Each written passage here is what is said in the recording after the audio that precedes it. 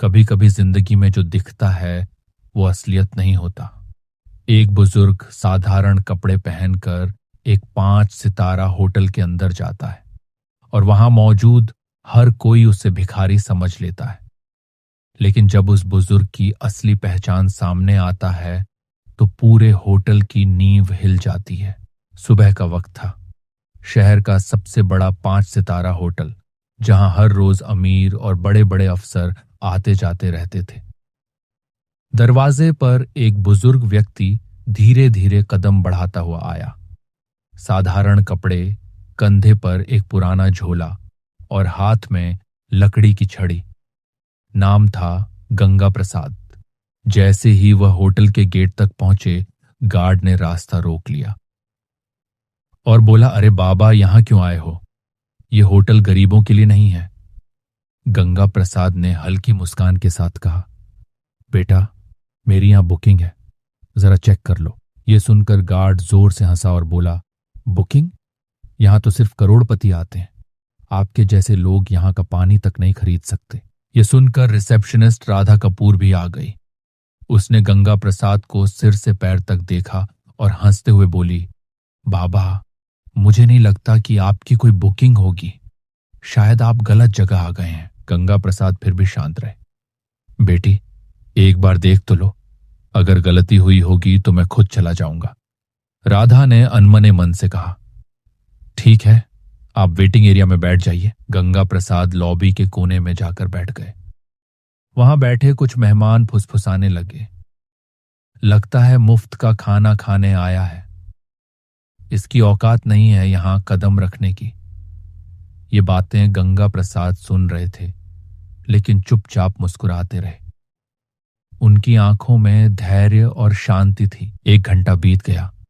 गंगा प्रसाद बार बार घड़ी देखते, फिर रिसेप्शन की ओर नजर डालते। उन्होंने राधा से कहा, बेटी, अगर तुम्हें समय नहीं है तो मैनेजर को बुला दो। राधा ने मैनेजर विक्रम खन्ना को फोन लगाया।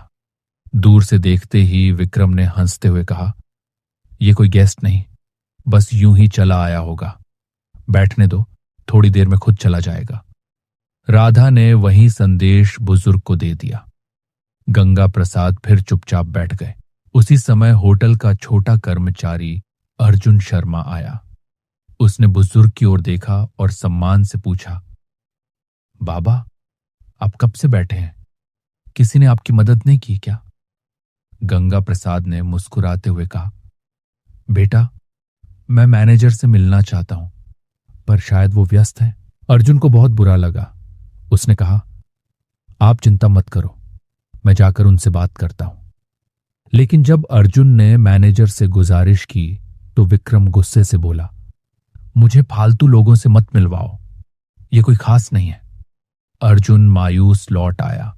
उसने गंगा प्रसाद से कहा, बाबा, मैंने कोशिश की, लेकिन उन्होंने मिलने से मना कर दिया। गंगा प्रसाद ने उसके कंधे पर हाथ रखा और कहा, कोई बात नहीं बेटा, इंसान की कोशिश ही सबसे बड़ी बात होती है। कुछ देर बाद गंगा प्रसाद ने झोले से एक लिफाफा निकाला और मैनेजर के केबिन में जाकर रख दिया और बोला, ये मेरी बुकिंग और होटल से जुड़ी कुछ कागजात हैं, देख लीजिए। विक्रम ने बिना खोले ही कागज टेबल पर पटक दिया और हंसकर कहा, बाबा, तुम्हारी शक्ल ही बता रही है कि तुम्हारे पास कुछ नहीं है। यह होटल तुम्हारे बस का नहीं है। गंगा प्रसाद ने गहरी सांस ली और बोले, बेटा, सच को बिना देखे कभी मत नकारो। वक्त आने पर यही सच तुम्हें जवाब देगा।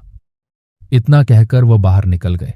लेकिन जब अर्जुन ने वो कागज उठा ली और होटल के रिकॉर्ड्स चेक किए, कुछ ही मिनटों में उसकी आंखें चौड़ी हो गईं। फाइल में साफ लिखा था, गंगा प्रसाद इस होटल के 65% शेयर होल्डर है और असली संस्थापक सदस्य हैं। अर्जुन स्तब्ध रह गया। उसने रिपोर्ट लेकर मैनेजर को दिखाया, लेकिन विक्रम ने अहंकार में कहा, यह सब बकवास है। होटल मेरी मैनेजमेंट से चलता है, किसी बूढ़े बाबा की दान दक्षिणा से नहीं। अगले दिन सुबह 10:30 पर होटल की लॉबी में हलचल मच गई। दरवाजे से वही बुजुर्ग अंदर आए, लेकिन इस बार उनके साथ एक बड़ा अधिकारी और कानूनी टीम थी। सारे स्टाफ की नजरें उन पर टिक गईं। गंगा प्रसाद ने आदेश भरे स्वर में कहा, मैनेजर को बुलाओ। विक्रम खन्ना आया। अब भी उसके चेहरे पर घमंड था। बाबा, आज फिर आ गए? गंगा प्रसाद ने उसकी आंखों में देखते हुए कहा, कल मैंने कहा था कि तुम्हें अपने कर्मों का फल भुगतना पड़ेगा। आज वही दिन है।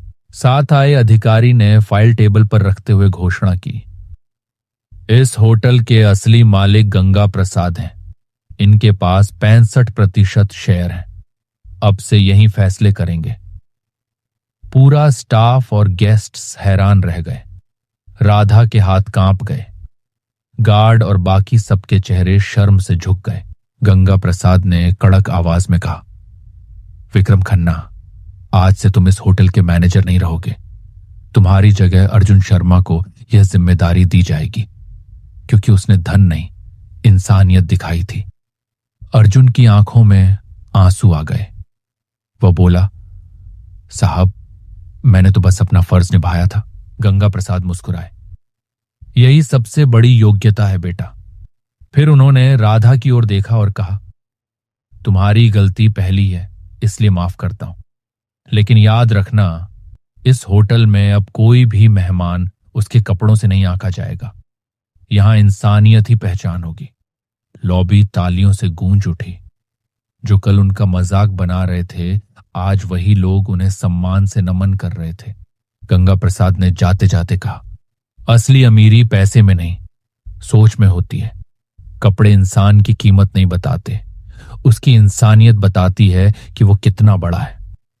उस दिन के बाद होटल का माहौल पूरी तरह बदल गया। अब हर गेस्ट को सम्मान मिलता और लोग कहते, ये होटल सिर्फ अमीरों का नहीं, बल्कि इंसानियत की असली पहचान